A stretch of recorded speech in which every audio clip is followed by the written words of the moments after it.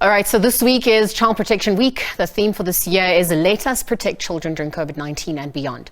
So on that note, we're going to bring in Muriel Mafico, the Deputy Representative for Unicef South Africa, perhaps to weigh in on Child Protection Week currently being marked in South Africa. Muriel, good afternoon. Thanks for your time with us on the SABC.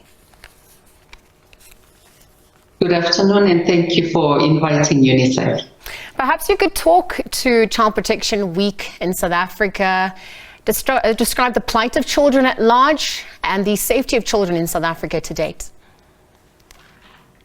Thank you very much. The situation in South Africa has been mentioned several times. Just recently, the Department of Social Development shared worrying statistics indicating that over 21,000 cases of child abuse, neglect, including even sexual abuse, were reported through the national system that they keep at the Department of Social Development. These are worrying statistics. We are seeing even the recent crime statistics report that was shared by the police, indicating again very worrying numbers of women and children who have experienced violence, and some have died as a result of violence.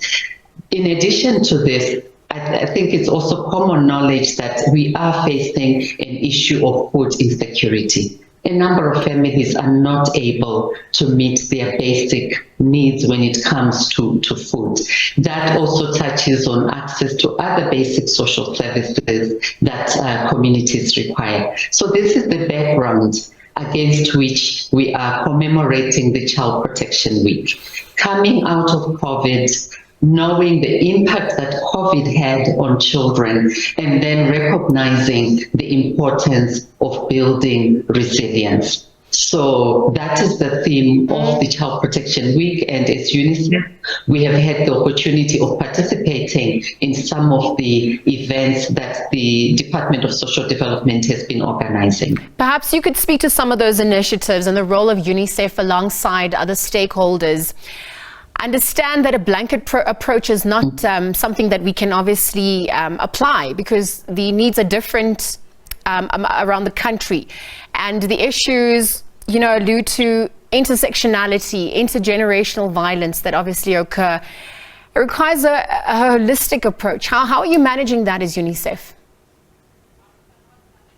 Precisely. In fact, our approach in supporting the Department of Social Development and other partners is to recognize that if we are to build safe and protective environments, it really requires a whole of society engagement, a whole of society approach. So that is the first message. The second message is that children are the ones who bear the brunt when it comes to the violence that we see in communities, the poverty we see in communities, the inequality. It is really children and young people who bear the brunt, and the impacts are actually lifelong.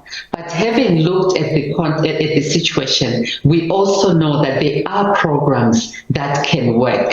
And what we need is to bring these programs to scale. For instance, we have the Resiha program, which is a flagship program for South Africa, aiming at building resilient communities, aiming at strengthening protection services at community level. As UNICEF, we are supporting the Resiha program, supporting partners that are really at the front line in providing care and support for children. The schools education sector has a key role to play.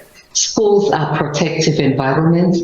Schools play a key role in also building a new generation of citizens that also understand the importance of creating a safe and protective environment. So working with the Department of Education, UNICEF supports the care, support and teaching and for teaching and learning, as well as other programs that are aiming at using the school as a platform for delivering services for children. Absolutely. In addition to this, UNICEF, we have the opportunity to also work with the private sector. I think it's always important to also look at how do we mobilize resources, because resources are key.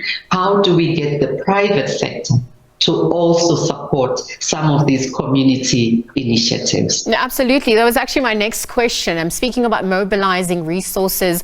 I wonder how we look at the value chain across the criminal justice system at large, and how do we begin to close the gaps, perhaps in providing services that respond to violence against children in the wake of funding issues, in the wake of COVID-19 pandemic recovery, the backdrop of a aiding economy, amongst many other issues at this point? There are multiple issues, as you rightly point out. And from UNICEF's side, I would like to flag a few of the interventions that we are supporting. First of all, parenting programs, because it's important to have strong families, cohesive families. So we invest a lot in parenting programs. We work with programs like Sinovuyo, we work with Sonke Justice. Those are some of the programs that we support that are helping families and really investing in the family as the most important unit, whichever form the family takes. The other programs that UNICEF is supporting include the Safe Parks, which are also known as drop-in centers. These are centers that are there in the community. They provide a safe haven for children where they can come to play. They get a range of services, including education support, nutrition support, psychosocial support, which is very important. And then they also have the opportunity to be referred to other service providers for birth registration, for registering for social grants, among other interventions. So we are supporting the Safe Parks because we believe that communities play a key role in creating safe and protective environments. And in this regard, we are working very closely with private sector. We are working, for instance, with Momentum Insure, which is one of our partners funding some of the safe parks that we have in the Gauteng region. Muriel, there's so many more issues I wanted to touch on. You spoke about the family unit. I wanted to incorporate, how Afrocentric approaches can also assist a South African context, perhaps also look at issues of modern issues plaguing children and families. We'll leave the conversation there for now. Thank you for your time with us here on the SABC. Muriel Mafico is the Deputy Representative for Unicef South Africa, weighing in as the country, of course, commemorates Child Protection Week, looking at some of the strides taken, some of the challenges and gaps as we obviously protect the future of the country and beyond. Thank you to her for her time with us. Let's take a quick ad break and continue with more news and updates upon our return.